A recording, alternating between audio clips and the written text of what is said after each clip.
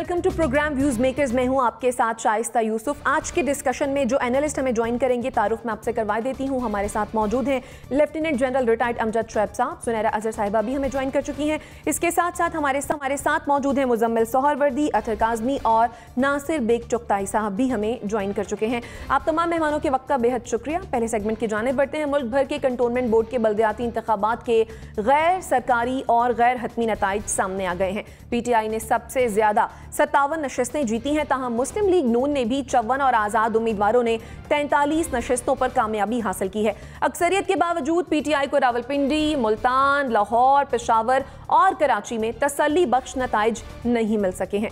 हमारा पहला सवाल यह है कि कंटोनमेंट के बाद PTI को कराची में अपसेट का सामना करना पड़ा, पंजाब में शिकस्त, खैबर पख्तूनख्वा में PTI आगे है।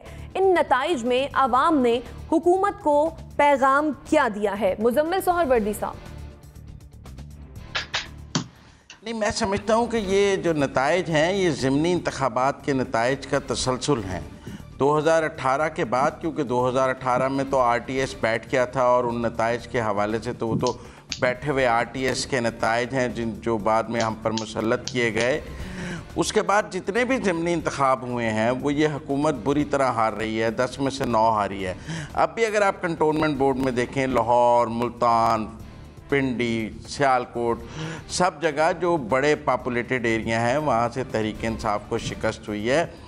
और आप देखें पंजाब एक डिफरेंट वही पैगाम दे रहा है जो 2018 से पहले था कि PTI की पंजाब में ज़बरदस्ती हुकूमत मुसल्लत की गई थी, पंजाब में RTS बिठा के। इसी तरह कराची का जो मैंडेट है, कराची में फैसल वाडा साहब की नशिस्त पर ज़िमनी इंतखाब में PTI 5वें नंबर पर आई थी। अब कंटोनमेंट बोर्ड में भी हमने देखा है गवर्नर और सदर के जो अपना आबाई हल्का है वो भी हार गए हैं, पहले फैसल वाडा साहब का हल्का भी हारे हैं। इसी तरह जो कराची के नताइज हैं वो भी ये बता रहे हैं कि वो नताइज 2018 के नताइज से मुताबिकत नहीं रखते हैं। ये दुरुस्त है कि KP और बलूचिस्तान के जो नताइज हैं वहाँ एक अलग फैक्टर है। वो बलूचिस्तान हमेशा इस वक्त हमें वॉर जोन की तरह है और वहाँ पे बाप पार्टी है, अपना एस्टेब्लिशमेंट का एक अमल दखल है। इसी तरह जो KP के भी इदारे हैं कंटोनमेंट के, वहाँ भी एक डिफरेंट सिनेरियो है। लेकिन ये जो थिकली पॉपुलेटेड कंटोनमेंट के इदारे हैं जहाँ अर्बन सेटलमेंट बहुत नज़र आती है, जिनमें पंजाब के और कराची के हैं, वहाँ के नताइज साफ पैगाम दे रहे हैं कि हुकूमत के लिए ख़तरे की घंटियाँ हैं, जैसे कि ज़िमनी इंतखाब में दे रहे थे। ये अलग बात है कि जिन इंतखाब से पहले पटके बांटने शुरू कर दिए जाएँ, लोगों की शमूलियत शुरू हो जाए और हमें प्री पोल इलेक्शन मैनेजमेंट नज़र आनी शुरू हो जाए, वहाँ नताइज को जो है वो ज़बरदस्ती अपने हक़ में मुंह मोड़ लिया जाता है। लेकिन अगर निस्बतन फेयर इलेक्शन हो, जैसे कि हमेशा कहा जाता है जी अपोजिशन इलेक्शन के नताइज को तस्लीम नहीं करती, इन नताइज पर किसी ने भी आवाज़ नहीं उठाई है। यानी आप ये कह रहे हैं कि जो ये नताइज है ये फेयर नहीं होगा, जो इलेक्शन फेयर होगा उसके नताइज सब मानेंगे। और ये एक हौसला अफजा बात है कि इन नताइज को माना है। और मैं समझता हूँ कि बग़ैर EVM के, अब ये तो कोई EVM पे नहीं हुए हैं ना, ये आम नताइज हैं, बर वक्त नताइज आए हैं, कोई RTS नहीं बैठा, कुछ नहीं बैठा। और हमने देखा है हुकूमत का क्या हाल हुआ है। बिल्कुल लाहौर में तो बहुत बुरा हाल हुआ है, पिंडी में बहुत बुरा हाल हुआ है, सियालकोट में बहुत बुरा हाल हुआ है, कराची में बुरा हाल हुआ है। तो ज़्यादा हैं ये ना सब बड़े शहर जो हैं ये तहरीक हैं, वो तो फिर KP और बलूचिस्तान और इस तरह आपने सरगोदा के कुछ और बेद मिला के आपने बनाई है। लेकिन जो अगर पार्लिमानी सियासत को सामने रखा जाए, अगर आम इंतखाबात की सियासत को सामने रखा जाए, तो जिन शहरों से पीपल्स पार्टी PTI हारी है वो ख़तरे की घंटियां बजा रहे हैं, क्योंकि क्लस्टर ऑफ सीट्स वहाँ पर है। और ये डिफेंस और कंटोनमेंट के इलाके तो PTI के स्ट्रॉन्ग होल्ड समझे जाते थे। आप ये समझिए, हम जो DHS के इलाके थे, जो कंटोनमेंट के इलाके थे, ये PTI के स्ट्रॉन्ग होल्ड थे, इनका वोट बैंक ही यहाँ पर था। अगर ये कंटोनमेंट और DHS से हारना शुरू हो गए हैं तो फिर आप देखें कि इनकी हालत क्या रह गई है। ठीक ठीक। जनरल साहब, अभी तो बल्दियाती इंतखाबात भी होने हैं और फिर जनरल इलेक्शन भी होगा। जो नताइज आए हैं, आप क्या समझते हैं कि इन नताइज को सामने रखते हुए हुकूमत को किन चैलेंजेस का सामना करना पड़ेगा? बिस्मिल्लाहिर्रहमानिर्रहीम। देखिए, ये नतायज एक लिहाज से पीटीआई को उजागर करते हैं उसकी मौजूदगी को, कि एक नई पार्टी जो पहली दफा हुकूमत में आई और वो आज आपको पूरे मुल्क में मुख्तलिफ जगहों पे नजर आ रही है, हर सूबे में उसकी प्रेजेंस है। जबकि पीपल्स पार्टी जो कि हमेशा हम उसको फेडरेशन की निशानी कहते थे, क्योंकि उसकी भी चारों सूबों में हाजिरी होती थी, वो आज आपको वहां से आप देख लीजिए कि उसकी परफॉर्मेंस बहुत ही कमजोर है। और पंजाब एक ऐसा सूबा है जिसकी बुनियाद पे उमूमन फेडरल गवर्नमेंट बनती है, वहाँ नून लीग ने बड़ी अच्छी परफॉर्मेंस दिखाई है।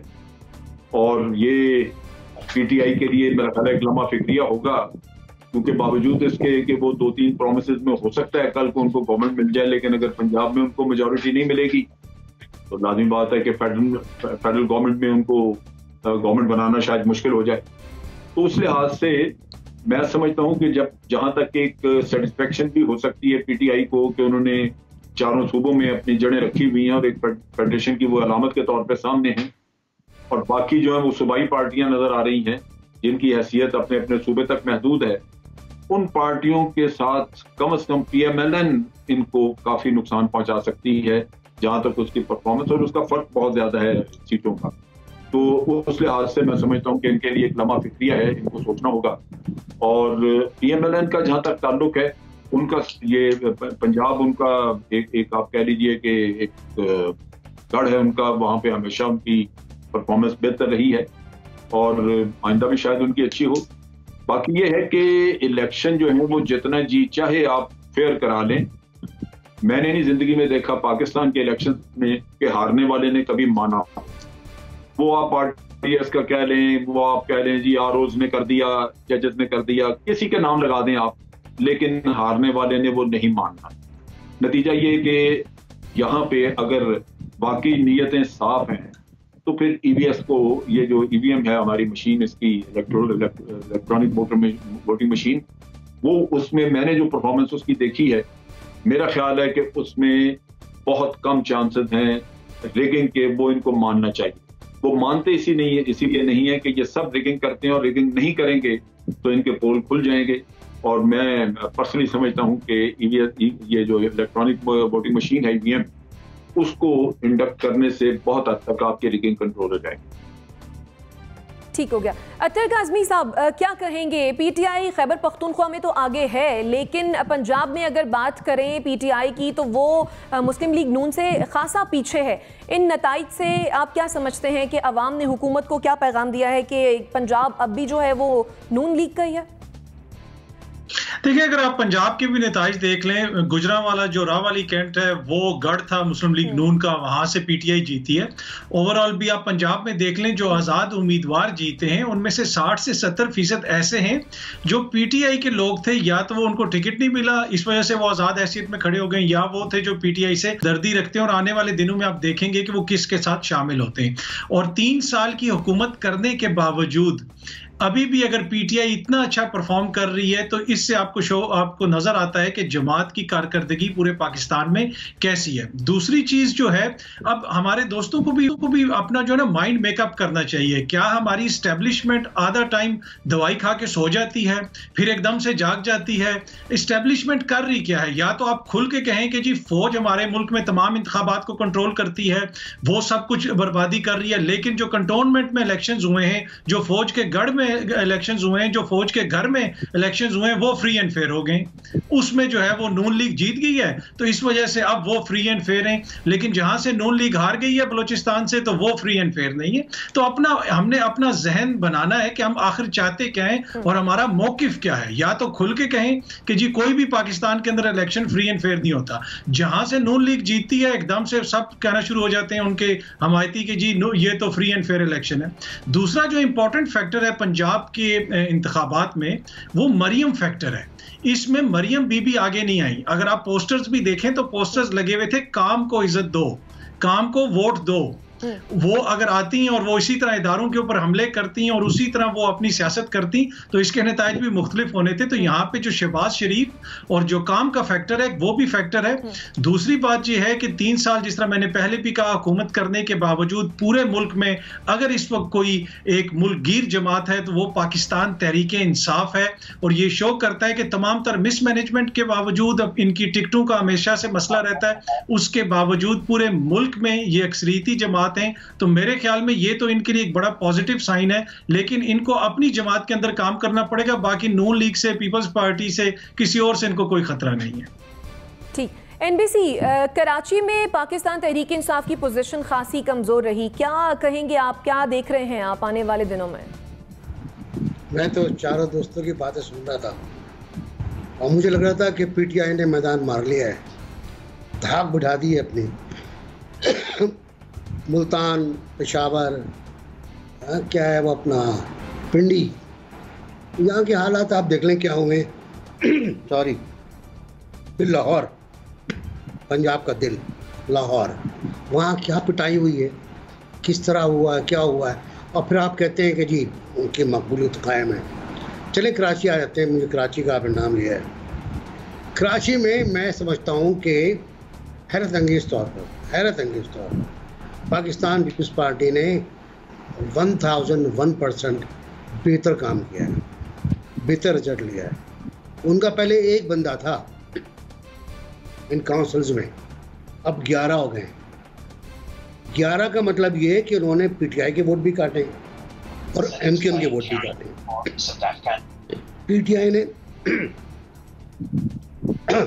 पीटीआई ने यकीनन अपनी सीटें ली हैं लेकिन कुछ खोई हैं। एमक्यूएम ने सब कुछ खो दिया।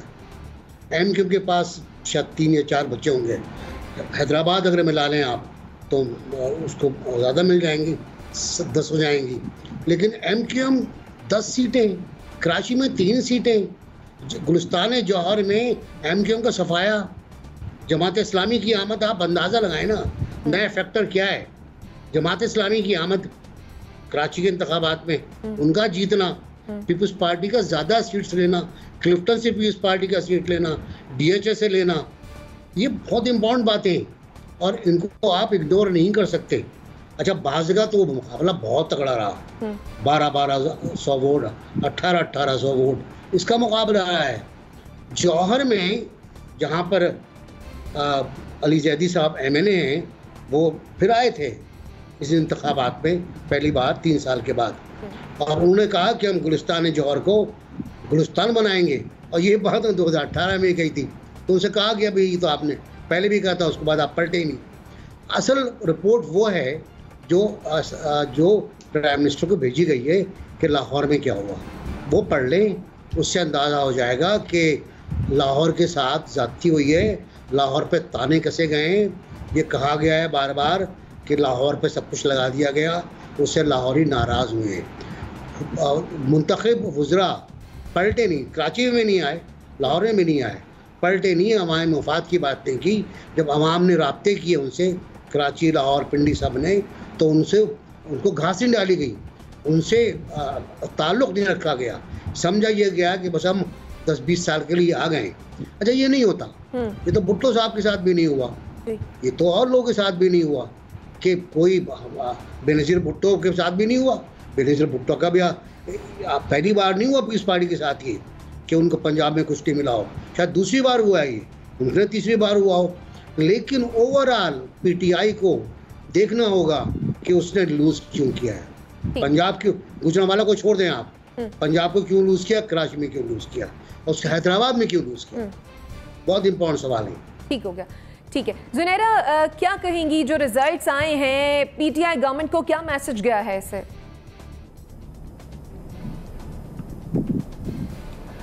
मैसेज तो लाउड एंड क्लियर गया है कि उनको थोड़ा सा फोकस वापस लोगों पे लाने की ज़रूरत है।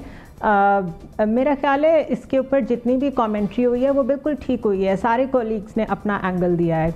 लेकिन ये सोचना होगा हमारी इस वक्त की हुकूमत को कि हम लोग इतने डीपली डिवाइडेड क्यों हैं कि 5 इयर्स के टेन्योर में ज़िमनी इंतखाबात जितने हुए उनमें भी एकदम से बहुत difference from the general election, और फिर अभी ये कैंटोनमेंट बोर्ड के उसमें भी एक सरप्राइज़ मिला है। इसका सीधा सा मतलब ये है कि पीपल आर कंफ्यूज्ड, उन्हें नहीं समझ आ रही है कि किस लेवल पे उन्होंने किस पे ट्रस्ट करना है। और इसकी बेसिक वजह ये है कि सिटिंग गवर्नमेंट का एक डिस्कनेक्ट है विद द कॉमन मैन। ये बात मैं पहले भी बहुत दफ़ा कह चुकी हूँ।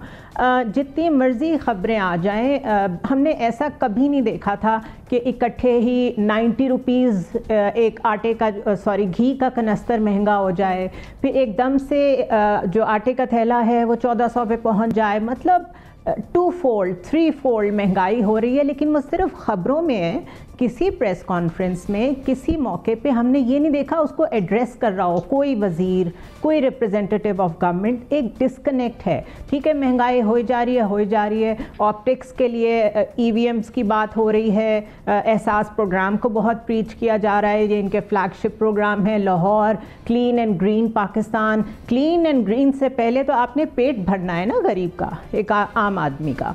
तो अगर आपका डिस्कनेक्ट बेसिक चीज़ों पे है, बेसिक बिल्कुल चीज़ें जिस पे अमीर गरीब ने इक्वली सरवाइव करना है, तो यही होगा जो हुआ है। और इसकी कुछ इंटरप्रिटेशन लोगों ने ये भी की है कि जी पंजाब ने वापस नून लीग को जता के ये बताया है कि हम करप्ट लोगों के हाथ में ही खुश हैं। बात ये नहीं है। उन्होंने शायद ये बताया है कि इससे फिर हमें वही लोग भले थे, कम से कम काम तो होते थे, कम से कम एक्सपेरिमेंटेशन तो नहीं हो रही थी कि वसीम अकरम प्लस हैं तो हैं, वो तो बहुत अच्छा काम करते हैं, किसी को नहीं दिखाई देता, ना दे हमें तो नज़र आता है। सो एक रियलिटी में आने की ज़रूरत है जो कि PTI नहीं अभी तक फोकस कर रही उस पर। उन्होंने पता नहीं कौन सा डिलूजनल अपना एक माइंडसेट बनाया हुआ है जिसमें वो बहुत ज़बरदस्त परफॉर्म कर रहे हैं। ये परफॉर्मेंस इंडिकेटर्स ही होते हैं, ज़िमनी इलेक्शंस, कैंटोनमेंट बोर्ड। और इस पे जहन में रखें कि अगर किसी भी तरह वो नेक्स्ट इलेक्शन जीत भी जाते हैं तो ये जो ओवरलैपिंग फैक्टर्स इनको काम करने में, गवर्नेंस में प्रॉब्लम होगी, वो भी जहन में रखें कि अगर नून लीग बैठी हुई है कैंटोनमेंट बोर्ड में तो वो आपको कैसे काम करने देगी। सो मेरे ख्याल है बहुत डिटेल इस पे तो पूरी एक कोई मशीरों की जो टीम है उसमें से किसी एक को डेडिकेटेड एफर्ट दे के ये बनानी पड़ेगी एक रिपोर्ट कि ये क्यों हुआ है। ठीक, NBC आप कुछ कहना चाह रहे हैं? नहीं, मैं सिर्फ इस पूरा जो पैनल बैठा हुआ है इसको ट्रिब्यूट पेश करना चाहता हूँ कि गैलप पोल पे जो हमने राय दी थी वो दुरुस्त साबित हुई, 100% दुरुस्त साबित हुई। बस मैं सिर्फ ये कहना था मुझे। ठीक, मुजम्मिल सावरवर्दी साहब कोई कमेंट करना चाहेंगे आप? देखिए, जुनैरा ने जो बात की है ना कि लोगों की पल्स के साथ हुकूमत का कनेक्शन नहीं है, मैं ये समझता हूँ कि ये जमहूरियत का बेसिक है, government of the people, by the people, for the people. लेकिन हम ये देख रहे हैं कि ये government of the state, by the state, for the state बनती जा रही है। और इस बात पर बहुत फ़ख्र किया जाता है कि जी रियासत के साथ खड़े हैं। भाई आवाम के साथ खड़े होना है, आवाम रियासत बनाते हैं। और ये जब तक आप आवाम से जितना दूर होते जाएंगे और रियासत के लिए खड़े होंगे तो फिर लोगों को जो आपका डिस्प्लेयर है, लोगों को जो ज़िंदगी मुश्किल की जा रही है वो बैलेट के ज़रिए ही सामने आएगी। अब बैलेट को चोरी करने का भी एक तरीका है कि आप लोगों की राय को दबा लें, जैसे कि आपने मेरे दोस्त नहीं मानते लेकिन 2018 में दबाया गया, वरना ये हुकूमत तो नहीं आ सकती थी। जो नतायज ज़िमनी और बाद में सामने आए हैं कि इमरान खान साहब ने खुद जो सीट छोड़ी 2018 के बाद, वो सीटें दोबारा नहीं जीत सके थे जो उन्होंने 2018 में जीती। पेशावर और लाहौर की वो दोनों सीटें भी वो हार गए थे जो उन्होंने खुद जीते। इसलिए 2018 के जो नतायज थे वो उसके फ़ौरन बाद ही अंडू होने शुरू हो गए, क्योंकि वो RTS के नतायज थे। उसके बाद तसलसल से लोग इस हुकूमत को रिजेक्ट कर रहे हैं और बैलेट के ज़रिए बता रहे हैं कि 2018 में हमारे साथ ज्यादती हुई थी। ठीक, जुनैरा काउंटर करेंगी? शाइस्ता जी, 2013 के जो इलेक्शंस थे, मैं ये कहना चाह रही हूँ कि इस जुनैरा का हुकूमत कमेंट लेके का फिर मैं आपकी जानिब आती हूँ। जी जी जी, ठीक है, ठीक। जी देखिए, जिस गवर्नमेंट का जो क्रेडिट हो ना वो उसको ज़रूर देना चाहिए। इस गवर्नमेंट का ये क्रेडिट है कि ये रियासत के साथ खड़ी है, जो कि पहले एक बहुत बड़ा मिसिंग लिंक था, and at least I am proud of that. हमें इंटरनेशनल फोरम्स पे एक कंसोलिडेटेड वॉइस मिली है, हमारी फॉरेन पॉलिसी इक्वल लेवल पे हमें नज़र आई है विज़ावी इंडिया। हमें ये नहीं नज़र आ रहा कि फॉरेन मिनिस्टर ही नहीं है, हमें ये नहीं नज़र आ रहा कि कश्मीर पे खामोशी है। तो मेरे ख्याल है इंटरनेशनली हम बहुत अच्छा डिलीवर कर रहे हैं when it comes to the external factors and international relations. तो वो जो क्रेडिट है इस गवर्नमेंट का वो उन्हें ज़रूर दें। ठीक है, इंटरनल फोकस कम है, वो तनकीद अपनी जगह है। ठीक, जनरल साहब देखिए, जहां तक इलेक्शन के फेयरनेस का ताल्लुक है, मेरे पास मुख्तलिफ जर्नलिस्ट जिन्होंने जाके मॉनिटर किए, उन्होंने हल्फिया कहा कि हमने जिंदगी में इतनी रिगिंग नहीं देखी जितनी हमने 2013 के इलेक्शन में देखी। सिर्फ इसलिए कि उस वक्त चूंकि यही दो पार्टियों की बारियां लगी हुई थी, तो आप एक दूसरे पे इल्जाम लगा के जी आरओ के इलेक्शन, आरओ के, तो आप चुप हो जाते हैं। कोई इलेक्शन ऐसा नहीं जिसमें कि इन लोगों ने रिगिंग ना की। जो करप्ट हैं, जो सिर्फ और सिर्फ अपने खानदानों के लिए काम करते हैं, आप उनसे तवक्को करते हैं कि वो रिगिंग नहीं करेंगे? जो सुप्रीम कोर्ट में जाली डॉक्यूमेंट्स पेश करते हैं, फैब्रिकेटेड आपके एफिडेविट देते हैं, उनसे तवक्को करते हैं कि वो रिगिंग नहीं करेंगे? ये कैसे हो सकता है? हमें, मेरा ख्याल है कि होश के नाखून लेने चाहिए चोरों को, डाकुओं को, और जो सिर्फ और सिर्फ अपने खानदान के लिए काम करते हैं, अपनी औलादों को मुसल्लत करने के लिए, उनकी हमायत में हमें हलकान नहीं होना चाहिए। ठीक है, एनबीसी क्विकली कमेंट कीजिएगा, उसके बाद मुझे ब्रेक की जाने बिल्कुल बिल्कुल बिल्कुल जनरल साहब का मैं बड़ा एहतराम करता हूँ, बिल्कुल सही फरमाया। हमें काबिज़ीन ने जो इंतखाबात कराए ना, काबिज़ीन ने, उनको भी बात करनी चाहिए। ज़िया-उल-हक के रेफरेंडम में जो रिगिंग हुई है, वो मेरे वालिद बताते थे कि वो तो कमाल हो गया। 93% सवाल आप सुनिए उसका कि क्या आपको इस्लामी निज़ाम पसंद है, क्या आप इस्लामी निज़ाम चाहते हैं, और रिजल्ट उसका ये था कि अगर आपका जवाब हाँ में है तो जनरल ज़िया-उल-हक ताउम्र जब तक मर्जी है प्रेसिडेंट रहेगा। फिर मुशर्रफ को देख लें, क्या इंतखाबात कराए, फिर अयूब खान को देख लें, क्या बीडी के इंतखाबात कराए, क्या रिगिंग ये शानदार। कराची के अंदर की सुना हम वाकया सुनते हैं, बस्तियों को जला दिया गया। यहाँ बस्तियों को जिन्होंने वोट दिया अयूब खान के खिलाफ, उनको जला दिया गया, उनको तबाह कर दिया गया, और उस वक्त से आज तक यहाँ नस्ली फसाद चल रहा है। इसमें शाइस्ता एक सेकंड। अच्छा, ऐसा करते हैं कि हम ब्रेक पर जाते हैं जनरल साहब और अतर काज़मी साहब, हम ब्रेक पर जाते हैं, हम ब्रेक पर जाते हैं, और जब ब्रेक से वापस आएंगे जनरल साहब और अतर काज़मी साहब ब्रेक पर जा रही है, ब्रेक से वापस आएंगे और फिर इसी सेगमेंट को कंटिन्यू करेंगे। नाज़रीन स्टे।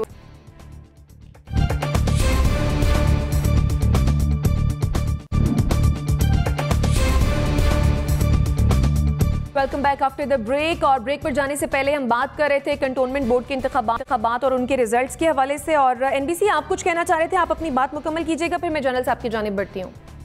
नहीं, मैंने तो कुछ नहीं कहना, मैंने कह दिया कि इंतखाबात के जो नताइज हैं वो PTI के लिए लामा की फिक्रियाँ हैं। वो गौर करें इसके ऊपर कि उनके यहाँ क्या गलती हुई है उनसे। अगर वो गौर नहीं करेंगे तो उनके साथ और बुरा होगा। ठीक है, जनरल साहब मैं ये कहना चाहता हूं कि अगर आप मुल्क के मामलात को सीधा करना चाहते हैं तो इस वक्त मार्शल्ला तो नहीं आ रहा, लेकिन आप कम से कम अपने सियासतदानों के अमाल तो दुरुस्त करें। जब मार्शल्ला लगता है उस वक्त क्यों अदालतें उनको जायज करार देती हैं, उस वक्त क्यों सारे सियासतदान उनके साथ शामिल करते हैं, उस वक्त क्यों मिठाइयां बांटी जाती हैं, उसका तजिया करने की जरूरत है कि उस वक्त हालात क्या थे। आप डॉलर खा गए, मुझे याद है कि हम एयरपोर्ट पे सिपाही खड़े करते थे डॉलर इकट्ठे करके। जैन साहब कथा कलामी की माफी चाहूंगी, मुझे अगले सेगमेंट की जानिब बढ़ना है क्योंकि वक्त की कमी है। ठीक है, हम अगले सेगमेंट की जानिब बढ़ते हैं। और नाजरीन, मामला को के सदर आरिफ अलवी ने नए पार्लिमानी साल के आगाज़ पर पार्लियामेंट की मुश्तरका इजलास से खिताब किया, जिसके दौरान अपोजिशन की जानिब से शदीद नारेबाजी और एहतजाज किया गया। सदर के खिताब के दौरान अपोजिशन अरकान स्पीकर डाइस के सामने जमा हुए और हुकूमत की कारकर्दगी के खिलाफ नारे लगाए और मुआशी कत्ल बंद करने का मुतालबा किया है। पार्लियामेंट के मुश्तरका इजलास में अपोजिशन का एहतजाज, आप क्या तबसरा करेंगे इस पर?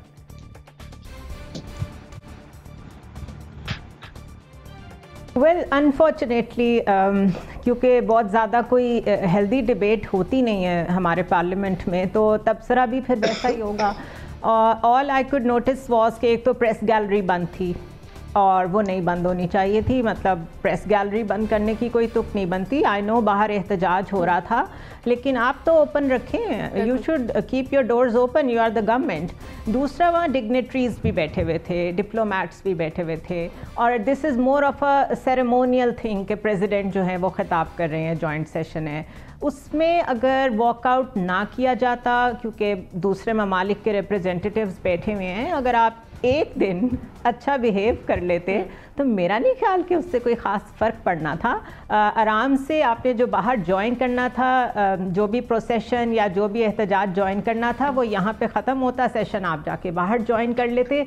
All I am trying to say is कि कोई एक पार्टी भी, चाहे वो अपोजिशन की बात करें चाहे वो गवर्नमेंट की बात करें, in the interest of the country sanity show नहीं कर रही। अगर एक गलत बात करता है तो दूसरा उससे बढ़ के गलत बात करता है। Where is Pakistan? इसमें मुल्क किधर है? इसमें मुल्क की बेहतरी, मुल्क का इमेज, ये सब कहाँ है? वो डिग्नेटरीज़ ने आज देखा होगा ना कि आप कैसे शोर मचाते हैं, कैसे लोगों पे चूड़ियाँ फेंकते हैं, कैसे प्लेकार्ड्स उठाते हैं, किस किस्म की लैंग्वेज होती है। तो मतलब what image are you carrying? मुझे तो आज सबसे ज़्यादा ये चीज़ उसमें प्रोमिनेंट लग रही थी। और उसके अलावा सदर की जो तकरीर थी, वो सदर की तकरीर हो सकती थी, उसमें ज़रूरी नहीं था अपनी पार्टी सदर की बहुत ज़्यादा तारीफ़ें करना। कुछ तो हमें न्यूट्रलिटी, कुछ तो हमें एक कलेक्टिव विजडम अपनी स्टेट का सदर की शक्ल में जो उनका काम है वो नज़र आ जाता। अगर आपने हर जगह खड़े होकर सिर्फ अपनी पार्टी लीडर की तारीफ़ें करनी है तो उसके लिए और फोरम्स भी हैं। ठीक। मुजम्मिल सोहरवर्दी साहब, सदर मुमलिकत की तकरीर थी, इसके अलावा सर्विसेज चीफ्स वहाँ पर मौजूद थे, मुख्तलिफ ममालिक के सुफरा मौजूद थे, इस दौरान अपोजिशन ने एहतजाज किया, वॉकआउट किया, आप कैसे देखते हैं इसे? पहली दफ़ा तो नहीं हुआ, ये तो एक मुसलसल रिवायत है, और मैं समझता हूँ इसीलिए प्रेसिडेंट मुशर्रफ तो 4 साल खिताब करने आए ही नहीं थे। और जब पीटीआई ख़ुद भी अपोजिशन में थी तो वो प्रेसिडेंट के ख़िताब में ऐसे ही एहतजाज करती रही है। बल्कि वो तो जब तुर्की के सदर ने आके पार्लियामेंट से ख़िताब करना था तो पीटीआई ने तो उसका भी बाइकाट कर दिया था, और वो जो टर्किश प्रेसिडेंट को भी वेलकम नहीं किया था। तो इसलिए मैं समझता हूँ कि ये कोई नई रवायत तो नहीं है, अपोजिशन इसको एक अपने लिए चांस समझती है, और पाकिस्तान डेमोक्रेटिक रिचुअल। लेकिन मैं प्रेसिडेंट के खिताब पे बात करना चाहता हूँ कि आज तो चूँकि जर्नलिस्ट भी एहतजाज कर रहे थे, अपोजिशन का एहतजाज कोई इतनी बड़ी बात नहीं थी मेरे नज़दीक। अपोजिशन का काम है पार्लियामेंट में एहतजाज करना, तनकीद करना, उनका यही मैंडेट है, और वो इससे ज़्यादा एहतजाज भी होते रहे हैं, ख़ुद बेनज़ीर भी करती रही हैं, नवाज शरीफ भी करते रहे हैं, इमरान खान भी करते रहे हैं। हमने सबको बार बार जब जब वो अपोजिशन में थे सदर के ख़िताब के दौरान एहतजाज करते हुए देखा है, और सदर ने ऐसे ही ख़िताब किया है। बहुत कम हमने आसिफ जरदारी साहब का ख़िताब देखा था कि अपोजिशन ने बड़े आराम से बैठ कर सुना था, उस वक्त जब जमहूरियत बहाल हुई थी और नए नए जमहूरियत से हमारा एक हनीमून चल रहा था। लेकिन जो सदर ने, जो मीडिया का एहतजाज है वो ज़्यादा अहम था, प्रेस गैलरी का बंद होना बहुत अहम था।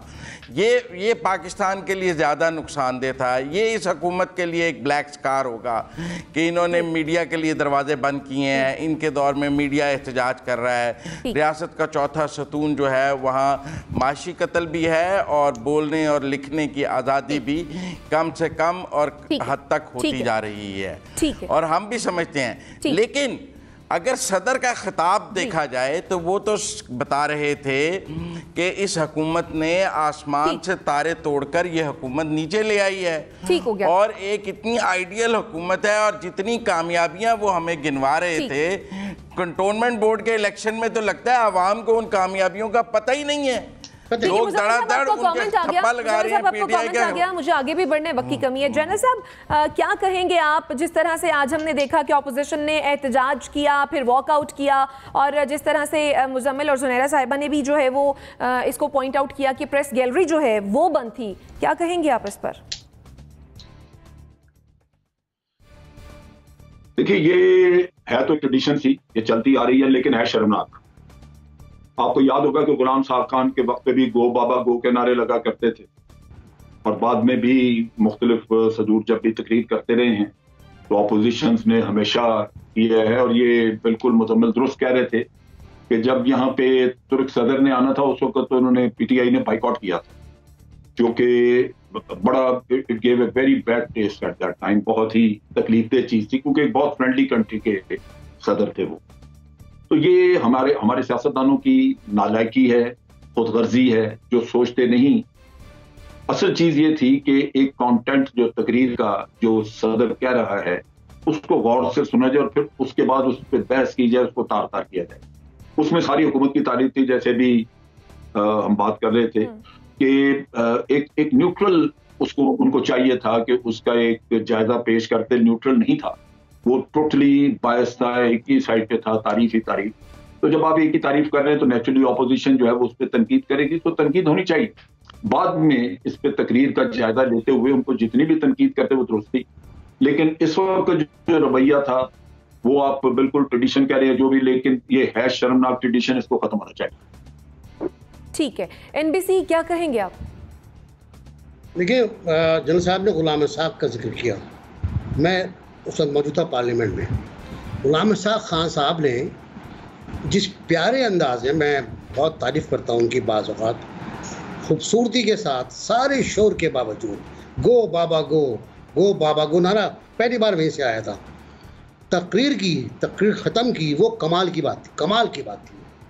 बहुत अपने ऑडियो लेवल में लेते हुए, ना वो चिल्लाए, ना उनको पानी पीना पड़ा, ना उनके गले में खराशें आई। यहाँ तो सब कुछ हो गया ना, वहाँ चिल्लाए भी, उछले भी ज़ोर ज़ोर से। फिर मीडिया की तरफ देखा तो मीडिया तो था ही नहीं, तो हैरत का इजहार किया, हाथ का इशारा किया कि ये क्या है। पता नहीं था बेचारे को कि हुकूमत ने सबको बाहर रोका हुआ है, उनको भी बाहर रोका हुआ है जो हुकूमत के हामी थे बेचारे। वो भी कह रहे हैं यार हमने क्या कसूर किया, उनका सब बाहर रहो। खैर पहली बात है। दूसरी बात ये कि प्रेसिडेंट की तकरीर सदारती खुतबा नहीं थी। तमाम पार्लियामेंट्स में जहाँ जहाँ नया साल शुरू होता है वहाँ प्रेसिडेंट एक तकरीर करता है, ख़ास तकरीर, और वो उसकी 2 पार्ट्स की। एक पार्ट होता है कि क्या किया हमने और उस पर तारीफ भी होती है गवर्नमेंट की, हल्का फुल्का क्रिटिसिज्म भी होता है कि ये नहीं हो पाया। और दूसरा होता है कि हमें करना क्या है। तो प्रेसिडेंट ने महंगाई, बेरोज़गारी, गुर्बत, इफलास और अदम इतमाद अवाम के अंदर, मिसट्रस्ट, डिस्ट्रस्ट, इन सबको बुला दिया। उन्होंने जो दहशतगर्दी के हमले हो रहे हैं उनका भी जिक्र नहीं किया। उन्होंने अली गिलानी के इंतकाल पर भी ताज़ियत नहीं की। उस तकरीर में होना चाहिए था, उस तकरीर में कश्मीरियों के लिए ज़्यादा हिस्सा होना चाहिए था। लेकिन सदर क्योंकि तंज करने में लगे हुए थे, मेरी बात सुनो, शोर ना करो, ये नहीं होता है। सदारती अंदाज ये नहीं होता है। ग्रेसफुल रहे आप, कोई कितना शोर कर रहा हो उसे करने दें। और आज मैं देख रहा था, दोस्तों से बात भी हुई, कि जो बंद दरवाजे की तस्वीर है मीडिया गैलरी की, वो दुनिया भर में वायरल हो चुकी है। NHK, राइटर, AFP, अथर जाके चेक कर लें, वहाँ हर जगह है। वो हिस्ट्री में पहली बार, मतलब ज़िया उल हक को हम बुरा भला कहते हैं, उन्होंने भी नहीं किया ये मजलिस शुरा के साथ। वो जो आने थे, जिनको बुलाना था, वो आए, बैठे और रिपोर्ट कर गए। जब पार्लियामेंट में मीडिया नहीं है, प्रेस नहीं है, तो पार्लियामेंट नहीं है। ठीक, अतर काज़मी साहब क्या कहेंगे?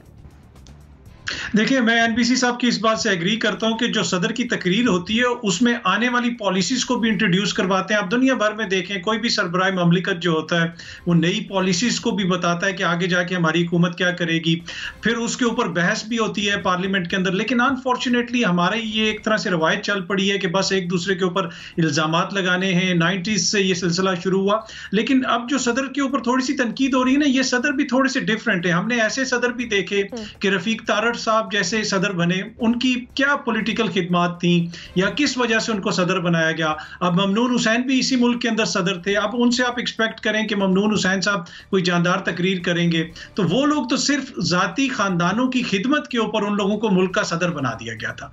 अब ये एक जो सदर है, इनकी एक पॉलिटिकल हिस्ट्री है, इनकी एक पॉलिटिकल इनका वर्क है। ये उस वक्त से इमरान खान साहब के साथ हैं जब 2 बंदे भी इमरान खान के जलसे में नहीं आते थे, तो एक वो चीज भी है। लेकिन मैं इस चीज से एग्री करता हूं कि जो सदर का ओहदा होता है वो पूरे मुल्क का ओहदा होता है, तो उसमें जब आप तकरीर करते हैं तो ऐसी चीज़ें शामिल होनी चाहिए जिससे तमाम जो सेगमेंट्स ऑफ सोसाइटी हैं उनको केटर किया जा सके।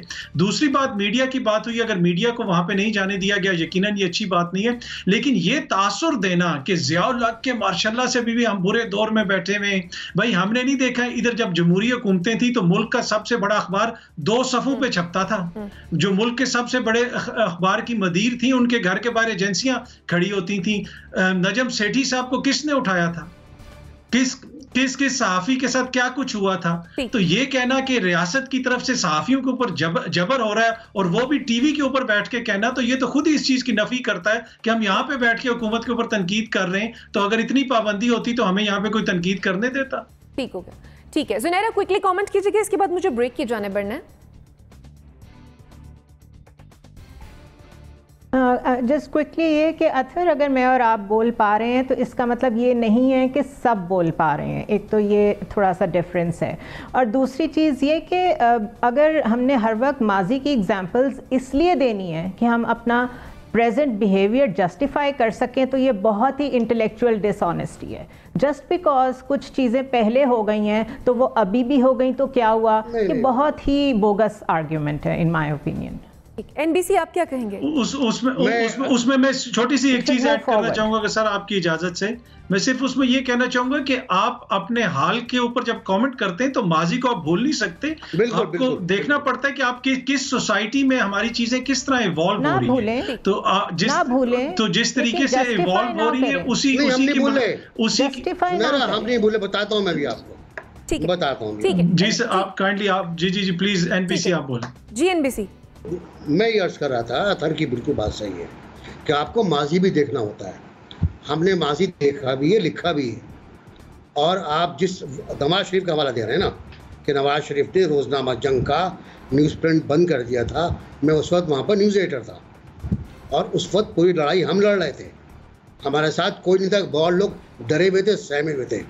और फिर नवाज शरीफ साहब ने, सैफुर रहमान साहब ने, बहुत बड़े आदमी हैं, उन्हें एक लिस्ट फराहम की शकील रहमान को, जिसमें 22 लोगों के नाम थे कि इनको निकाला जाए। अल्हम्दुलिल्लाह उस लिस्ट में मेरा नाम भी था, मेरा, महमूद शाम का, इरशाद हक्कानी साहब का, सोहेल वड़ाई साहब का, ये सब नाम थे उसके अंदर, खावर नईम हाशमी का, ये सब नाम थे। वो लिस्ट मौजूद है, अखबारों पे रिकॉर्ड भी है, हमारा केस भी मौजूद है कोर्ट के अंदर। दूसरी बात ये कि हमने उसके खिलाफ वो लड़ाई लड़ी। हमारा कागज़, हमारा न्यूज़ प्रिंट, हम खाली खुली काम नहीं करते यार, हमारा न्यूज़ प्रिंट KPD में पड़ा हुआ था। मैं, महमूद शाम साहब, प्रेस क्लब से कारकुन वहाँ गए, ट्रेड यूनियन से बात की, उसको उठा के लाए, मार खा के लाए, हम उठा के लाए क्योंकि वो हमारा हक था। हम अपना हक छीन के लाए और हमने अपने प्रेस में डाला। फिर खैर वो लंबी कहानी है। हमने सब कुछ किया है मेरे भाई, हमने स्ट्रगल की है, हर दौर में स्ट्रगल किए। वो भुट्टो की हुकूमत हो, वो नवाज शरीफ की हुकूमत हो, वो ज़िया की हो, अयूब खान की, मैं नहीं था यकीनन, और यह मुशर्रफ की। ठीक है जी। ज़ुनैरा आप कुछ कहना चाह रही हैं? अच्छा, मेरे ख्याल है चीज़ें मिक्स हो गई हैं। एनबीसी, मैंने जब माजी का हवाला दिया है तो मैंने वो सहाफ़ियों के पॉइंट ऑफ व्यू से बात नहीं की। मैं ये कहना चाह रही थी कि अगर पिछली ऑपोजिशन सदर ज़ुनैरा, अथर ने कहा था ना कि 2 सफ़े का अखबार निकाला, तो मैं उसका जवाब दे रहा था। ठीक हो गया। ऑलराइट, मैं सिर्फ ये कहना चाह रही थी कि अगर ऑपोजिशन का यही बिहेवियर रहा है तो उसका ये मतलब नहीं है कि अभी भी ऑपोजिशन का वो बिहेवियर जस्टिफाइड है। मैं ये कहना चाह रही थी कि हमें सीखना होगा और सीख के आगे बढ़ना होगा। दोनों को सीखना होगा। ठीक है, ठीक है। एहतजाज की रिवायत हमेशा से रही है और अभी, लेकिन प्रेस गैलरी बंद नहीं होनी चाहिए थी, इस पर सभी एनालिस्ट मुत्तफिक हैं। नाज़रीन, ब्रेक पर जाएंगे और जब ब्रेक से वापस आएंगे तो फिर बात करेंगे रमीज राजा के हवाले से, जो कि पाकिस्तान क्रिकेट बोर्ड के चेयरमैन मुंतखब हुए हैं, उनके बारे में। Stay with us.